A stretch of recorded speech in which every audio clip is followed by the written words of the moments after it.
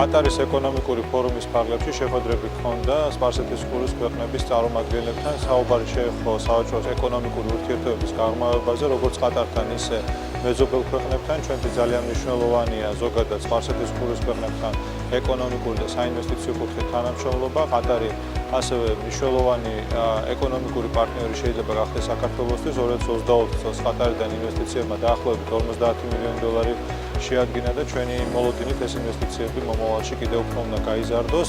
ჩვენ მქონდა ძალიან საინტერესო შეხვედრა ყატარის პრემიერ-მინისტრთან, რომლის დროსაც საუბარი შეეხო საინვესტიციო მიმართულებით თანამშრომლობაზე, ქვეყნებს შორის ტურისტული მიმართულებით, სავაჭრო მიმართულებით თანამშრომლობის პერსპექტივებზე. ზოგადად ყატარი ძალიან დადებითად არის საქართველოს მიმართ განწყობილი და ყატარის ხელისუფლება იმედი მაქვს, რომ მიმდინარე წლის განმავლობაში მაღალ დონეზე შედგება ორხრივი ვიზიტები, როგორც ყატარიდან, ისე საქართველოსთან ყატარში და ეს კიდევ უფრო ხელს შეუწყობს სავაჭრო ეკონომიკური ურთიერთობების გაღრმავებას საქართველოსა და ყატარს შორის. ასევე ჩვენ მქონდა საინტერესო შეხვედრა საუდის არაბეთის ეკონომიკის მინისტრთან, რომლის ფარგლებშიც ჩვენ შევეხეთ საუდის არაბეთთან თანამშრომლობის პერსპექტივებს.